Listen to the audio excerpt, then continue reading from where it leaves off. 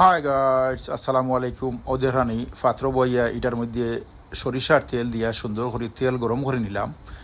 আর এখন দিলাম কিছু রসুন রসুন দিয়া এগুলার বালা করি বাজিয়া সুন্দর করে ব্রাউন কালার করিয়া নিমু।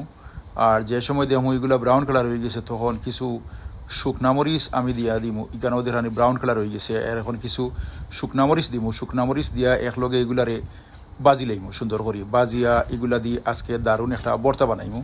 তো দেখতে থাকবা লাস্ট পর্যন্ত ভিডিওটা আমি কীরকম ভর্তাগুলা বানাইলাম আর কীরকম লাগলো আপনার কাছে দেখতে থাকবা। এখন একই তেলের মাঝে সুন্দর করে পেঁয়াজ দিলাম, পেঁয়াজ কুচি দিয়া আগুলা সুন্দর করে এগুলারে বাজি লাইমু। বাজিয়া আর দিলাম কিছু ডুলা ভাতা বা ধনিয়া ভাতা দিয়া সুন্দর করে এগুলা একসাথে বাজি নিলাম। বাজা পেঁয়াজ দিলে ভর্তাগুলা অনেক সময় বালা থাকে আর নষ্ট হয় না। আর কাঁচা পেঁয়াজ দিলে খাওয়া যায় তাড়াতাড়ি, কিন্তু রইলে নষ্ট হয়ে যায়। ও দেখানি কেন ডিম সিদ্ধ করে রাখছি আর আলু সিদ্ধ করছি। এগুলা সুন্দর করে আমি এগুলা দিয়ে ভর্তা বানাইমু। দেখতে থাকবা একে একে আমি সবগুলা খাটা চামচের সাহায্যে বাংতে আসি। আর যদি আপনি আদ দিয়ে বাঙ্গেন তাও পারবা। তো আমি এগুলো বাঙ্গাত লাগলাম, একটু গরম আছিল এই কারণে।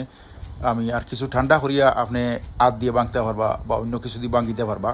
তো আমি সবগুলা এক এক করে বাঙ্গিয়া বালা করি মেশ করি নি। আর আদা ভাঙ্গা রইব, কিছু একটু বড় সাইজ ছোটো সাইজ সব মিলিয়ে থাকবো।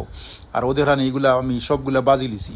সবগুলা বাজা প্রথমে মরিচগুলা আমি বালা করি কুচলাইয়া সটকাইয়া নিয়ে আর বালা করি। এরপরে দিলাম ডুলা পাতা, পেঁয়াজ আর রসুন যেগুলা দিছিলাম ওগুলা সুন্দর করি কেন আমি বালা করি সব একত্রে মশলাগুলা খসাইলিম। এরপরে দিমু লবণ, এরপরে দিমু একটা ম্যাগি মশলা, দেখান একটা ম্যাগি মশলা দিছি। এরপরে দিমু আমি কিছু সরিষার তেল আর কাসন্তি সব মিলাইয়া একসাথে আমি সুন্দর করে দিয়া আর আলু আর ডিম বালা করে ভর্তা বানাই। দিলাম কিছু লবণ।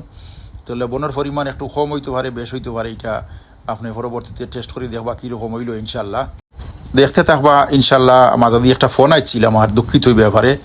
আর আমি বালা করি সবগুলা একত্রে চটকাইয়া নিয়ার কিংবা খসাইয়া বালা করি নিয়ার ওদের আমি এখানে সরিষার তেল দিমু। ইনশাল্লাহ এটা সরিষার তেল। আর দেখতে থাকা আমি সুন্দর করি এগুলা বালা করি এরকম একটা ভর্তা বানানোর চেষ্টা করি। আর আলহামদুলিল্লাহ কাসন্তি দিলাম কিছু পরিমাণ মতো 2-3 চামচ কাসন্তি দিলাম। দিয়া সুন্দর করি আমি ওদের ডুলা ভাতা রয়েছে এগুলা খাসা ডুলা ওগুলা দিলাম। দিয়া সুন্দর করি একটা বালা করি মাখাইয়া নিলাম। আর দেখতে দেখতে ভালো লাগা থেকে ভালোবাসা। যদি সেলিম ভাইয়ের ভিডিওটা ভালো লাগে শেয়ার করবা আর কমেন্ট করবা, সুন্দর কমেন্ট করবা, গঠনমূলক কমেন্ট করবা। আমি আপনারা সুন্দর রিপ্লাই দিব। মাশাআল্লাহ ওদের আনি অনেক সুন্দর করে আমি ভর্তা বানাইলাম। আপনারাও ওরকম সুন্দর করে ভর্তা বানাইয়া খাইতে পারবা। যে কোনো ডিম দিলে হইব। আমি তো এগুলা মনোরকা তার্কির ডিম দিছি। মাশাআল্লাহ টেস্ট করে দেখলাম না লবণে ঠিক আছে। মাশাআল্লাহ আলহামদুলিল্লাহ অনেক সুন্দর করেও ভর্তা বানাইলাম। আপনারা যে কোনো ডিম দিয়ে মুরগোর ডিম, আঁশর ডিম দিয়ে খাইতে পারবা। ধন্যবাদ সবাইকে আমার পক্ষ থেকে।